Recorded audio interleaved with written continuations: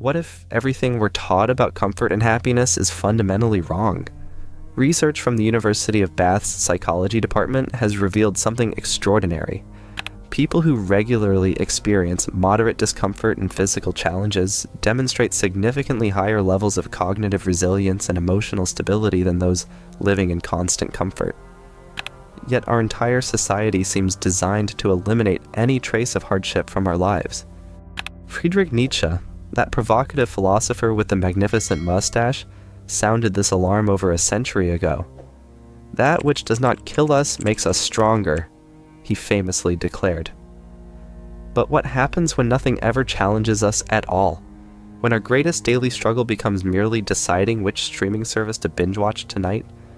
Today we're exploring what I call herd poison, Nietzsche's prophetic warning about how the comforts of modern society might be systematically destroying male potential. He feared we were creating generations of men who are, in his words, domesticated animals, rather than the creators and conquerors we might otherwise become. This isn't just abstract philosophy. We'll connect Nietzsche's insights with contemporary research to understand why discomfort, struggle, and even suffering might be precisely what men need to reach their highest potential. More importantly, we'll examine how the absence of these elements explains the growing crisis of meaning, purpose, and identity that so many men experience in our comfort-saturated world. Let's start with a striking observation. Research on growth mindset by Dr. Carol Dweck at Stanford University found that individuals who embrace challenges rather than avoid discomfort consistently demonstrate higher levels of achievement, innovation, and psychological development compared to those who prioritize comfort and convenience. As management thinker Peter Drucker once observed, "The greatest danger in times of turbulence is not the turbulence itself, but acting with yesterday's logic." This insight perfectly complements Nietzsche's warnings. What Nietzsche foresaw was that modern society, with its emphasis on safety, comfort, and the elimination of suffering, would create what he called the last man, a human being so thoroughly domesticated that he loses all capacity for greatness. In Thus Spoke Zarathustra, Nietzsche describes these men. "No shepherd and one herd. Everybody wants the same. Everybody is the same. Whoever feels different goes voluntarily into a madhouse. One has one's little pleasure for the day and one's little pleasure for the night, but one has a regard for health. We have invented happiness, say the last men, and they blink." Sound familiar? Our consumer culture revolves around this promise: convenience, comfort, entertainment, safety. Dating apps eliminate the risk of face-to-face rejection. Food delivery services spare us the effort of cooking. Streaming services ensure we're never bored. Smart homes regulate our environment to perfect comfort. Everything in modern life seems designed to eliminate discomfort, struggle, and risk. But what if this comfort is precisely what's poisoning us? The comfortable life, paradoxically, leads to emptiness because it lacks the challenges necessary for psychological growth. Men who face no meaningful difficulties find themselves in a peculiar state, materially satisfied yet spiritually empty. What Nietzsche intuited through philosophy, modern neuroscience has confirmed through research. Our brains don't develop optimally in conditions of constant comfort. They require stress, challenge, and even periods of suffering to reach their potential. Research from Stanford University has explored the neurobiological effects of stress.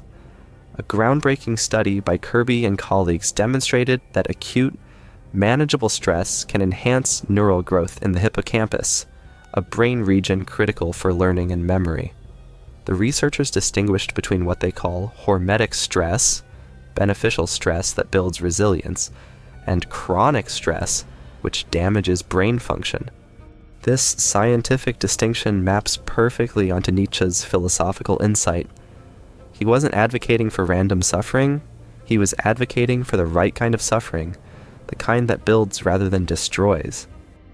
Consider the contrast between two young men, one who faces the productive adversity of building a business with its rejections, failures, and financial stress, and another who faces the destructive adversity of growing up in a broken home with abuse and neglect. The first type of adversity creates growth. The second creates trauma. The problem with our modern society, Nietzsche would argue, is that we've become so afraid of all forms of suffering that we've eliminated even the productive kinds, the very struggles that would make us stronger. Ask yourself, what specific challenges have made you stronger rather than broken you? Can you distinguish between the growth stress and destructive stress in your own life? Across virtually all cultures throughout human history, male identity has been forged through challenge, initiation, and overcoming obstacles. From tribal rites of passage to military service to entrepreneurial risk-taking, masculine identity formation has traditionally required facing and surmounting difficulty. Anthropologist David Gilmour's landmark book, Manhood in the Making, examined cultures worldwide and found that while feminine identity was typically conferred biologically through the capacity for childbirth, masculine identity had to be earned through demonstration of courage, perseverance, and achievement. What happens when a society removes these traditional paths to masculine identity formation without replacing them with meaningful alternatives? We get exactly what we're seeing today: a crisis of male purpose, meaning, and identity. Traditional cultures understood this intuitively. The Maasai warriors of East Africa must hunt a lion to prove their manhood. Indigenous American tribes sent young men on vision quests. Japanese samurai culture subjected young men to rigorous training. These weren't arbitrary cruelties. They recognized that male identity requires proving oneself through challenge. Research by Blumenkrantz and Goldstein has shown that communities with defined transition rituals provide better psychological outcomes for youth than those lacking such structures. Additionally, anthropologist Victor Turner's influential studies demonstrated how transitional experiences fundamentally shape identity formation across cultures. Nietzsche anticipated this crisis. In a society where comfort is the highest value, men lose the very struggles that would give their lives meaning and shape their identities. They become, in his terminology, part of the herd. Domesticated, predictable, safe, and ultimately desperate for meaning they cannot find. The consequences are visible all around us: increasing rates of male depression, substance abuse, and what researchers at Princeton University have called deaths of despair. Men without purpose often seek artificial challenges through video games, risk-taking behaviors, or extreme ideologies, poor substitutes for the meaningful struggles that would actually develop their character and identity. Question yourself, are you trapped in comfort's prison without even realizing it? What modern rite of passage have you created for yourself, or could you create? When men are not tested by life, several psychological phenomena emerge that Nietzsche identified and modern psychology has confirmed.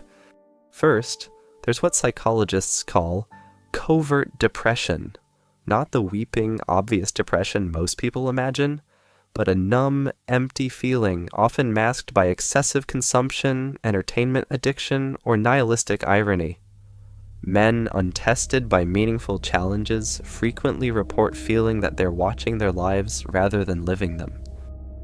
Research by Seary, Holman, and Silver has demonstrated a U-shaped relationship between adversity and mental health.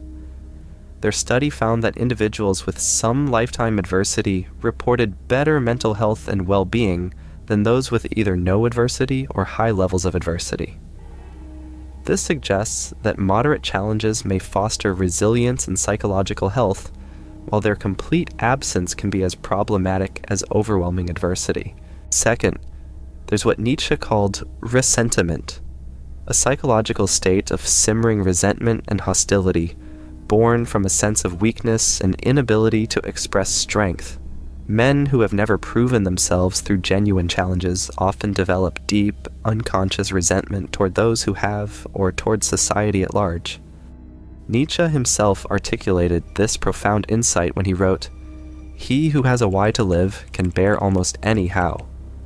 Without meaningful challenges to provide this why, Men often find themselves adrift in a sea of comfortable meaninglessness. Third is the emptiness of what Nietzsche called slave morality, a value system that emerges not from strength and confidence, but from weakness and fear. When men have never had to demonstrate courage or strength, they often adopt moral frameworks that emphasize safety, inoffensiveness, and conformity, not because these values are wrong, but because they haven't earned the right to true moral authority through personal growth and struggle. So ask yourself, do you ever feel like you're watching your life rather than living it? How many of your weekly activities actually challenge you versus merely entertain you?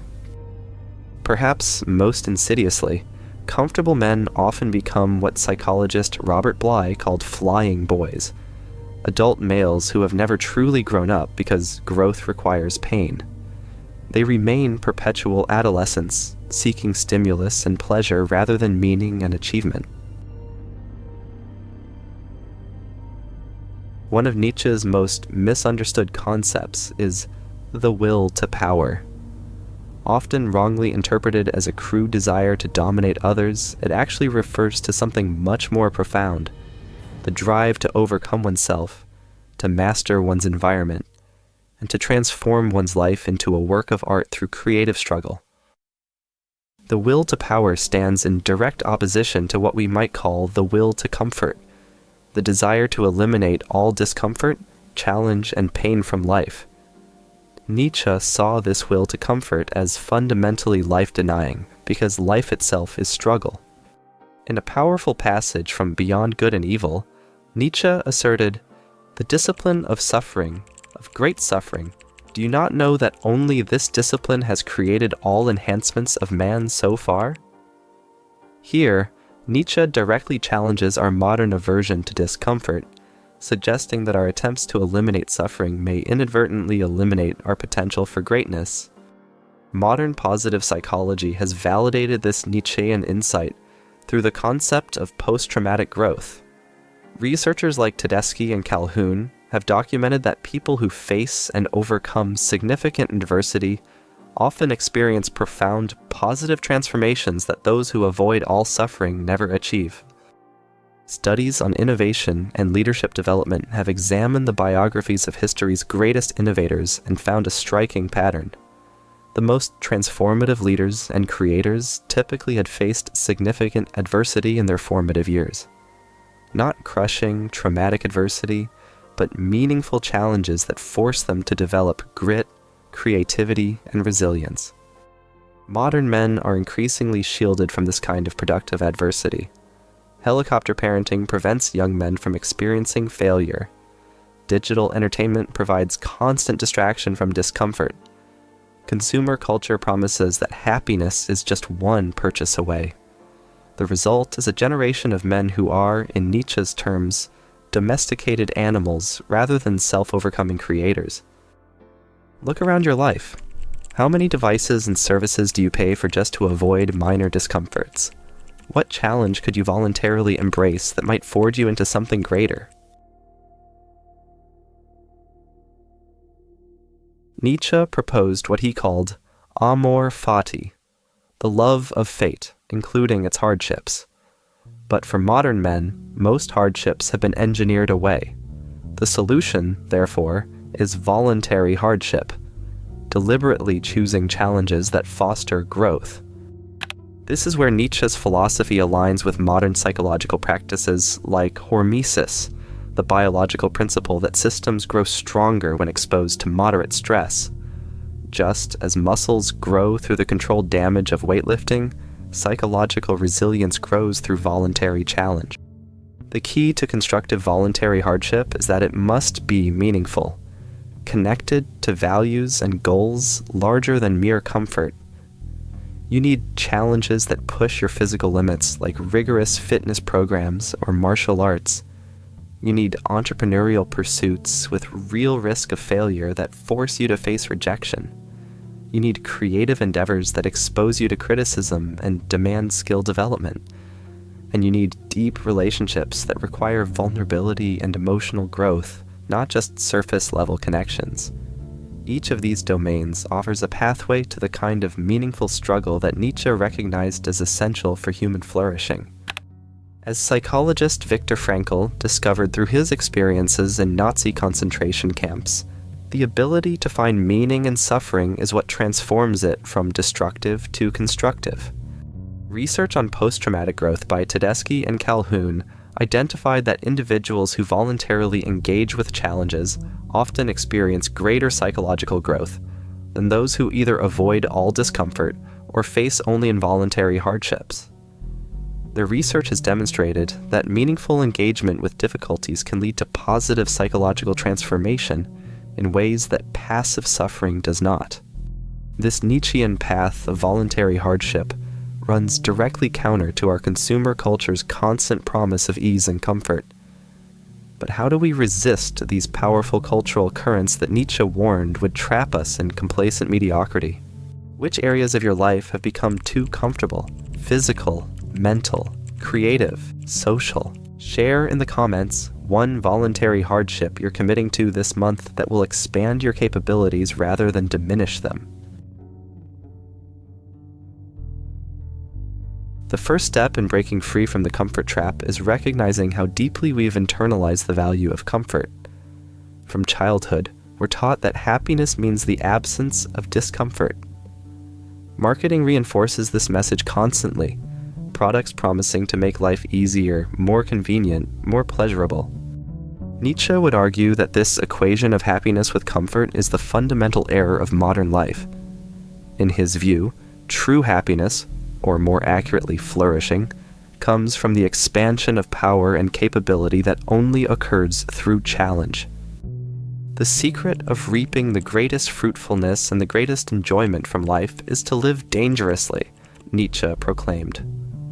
This wasn't a reckless call to needless risk-taking, but rather an exhortation to embrace the challenges that expand our capabilities instead of seeking the safety that diminishes them. Psychologist Mihaly Csikszentmihalyi's research on flow states, those periods of intense engagement where we lose track of time and self-consciousness, supports this Nietzschean insight. Flow occurs precisely at the intersection of high challenge and high skill, not in conditions of comfort, but in conditions of intense, meaningful engagement with difficulty. Breaking free from the comfort trap requires a fundamental reframing of how we view discomfort. Instead of seeing it as a problem to be eliminated, we must learn to see it as information, as opportunity, as the very soil in which growth occurs. This doesn't mean glorifying suffering for its own sake, a misinterpretation of Nietzsche that has led many astray.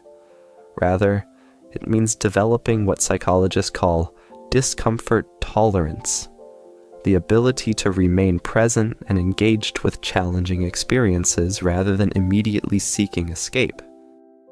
The famous marshmallow experiment, conducted by Walter Mischel at Stanford University, demonstrated that children who could delay gratification, resisting eating one marshmallow to receive two later, showed better life outcomes decades later, including higher academic performance, better health, and greater financial stability.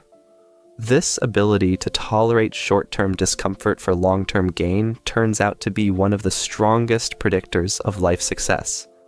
Exactly what our comfort-oriented culture teaches us to avoid.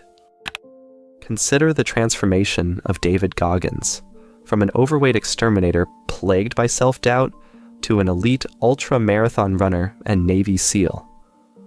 Goggins deliberately sought out grueling challenges, understanding intuitively what Nietzsche taught philosophically, that his greatest potential could only emerge through struggle. He speaks about callousing the mind, deliberately exposing yourself to discomfort until you develop psychological resilience.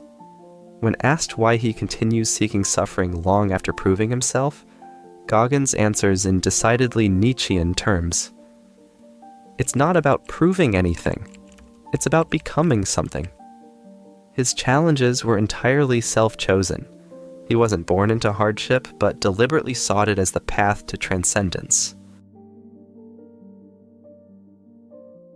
Nietzsche's ultimate vision wasn't just personal transformation, but cultural renaissance.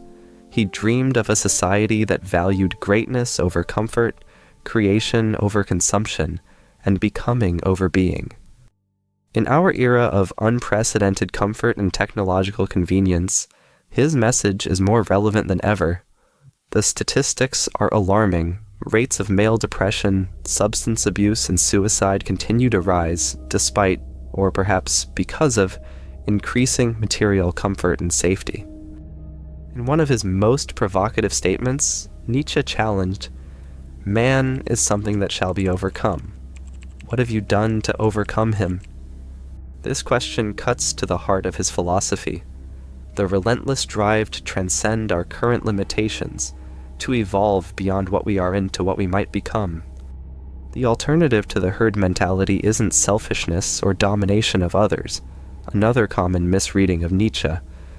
Rather, it's the cultivation of what he called the Übermensch, or overmen, individuals who transcend conventional limitations to create new values and possibilities.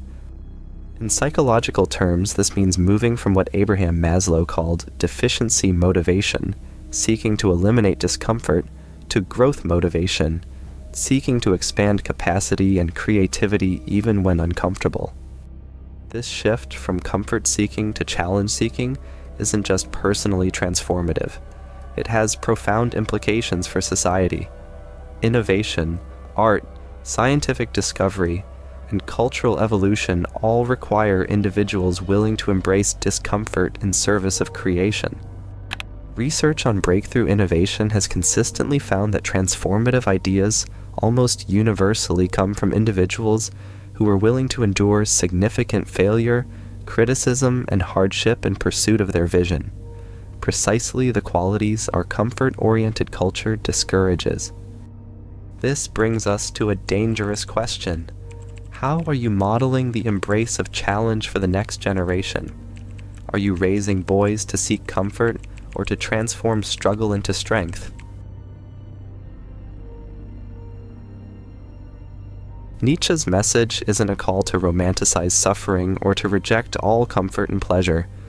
Rather, his philosophy challenges us to recognize that meaningful growth requires meaningful challenge and that a life oriented entirely around comfort is, in his estimation, a life half-lived.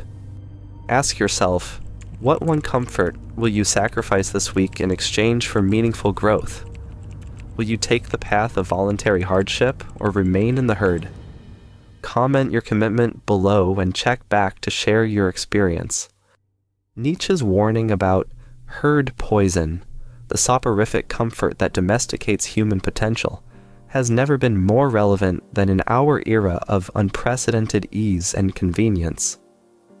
For men especially, whose identities have traditionally been forged through challenge and achievement, the comfort trap represents an existential threat to meaning and purpose.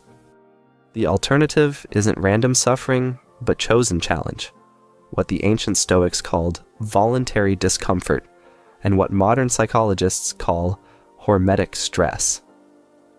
By deliberately seeking out challenges that expand our capabilities, we transform suffering from enemy to teacher. As Nietzsche powerfully stated, I assess the power of a will by how much resistance, pain, torture it endures and knows how to turn to its advantage. This is perhaps the perfect distillation of his philosophy, that greatness isn't measured by avoiding difficulty but by transforming it into strength. If you found yourself feeling strangely empty despite having all your needs met, if you've wondered why achievement feels hollow or why endless entertainment leaves you bored, consider that you may be experiencing exactly what Nietzsche predicted, the spiritual malaise that comes from too much comfort and too little meaningful struggle. The invitation is clear. Choose your hardships before they choose you. Seek out challenges that expand rather than diminish you. Embrace discomfort not as an enemy, but as the essential catalyst for becoming who you might be. Remember, the greatest danger to your potential isn't failure or suffering. It's the comfortable mediocrity that never requires either. As Nietzsche himself put it, the man who does not wish to belong to the mass needs only to cease taking himself easily. The path beyond the herd is paved with chosen discomfort. Will you take the first step? If this exploration of Nietzsche's warnings about comfort and male potential resonated with you, consider sharing it with someone who might be trapped in the comfort zone. I'd love to hear about your own experiences with comfort versus challenge in the comments below. I read every comment and respond to as many as I can. And if you want more content that challenges conventional wisdom about philosophy, psychology, and personal development, hit that like button and subscribe to join our growing community that seeks deeper meaning beyond comfort.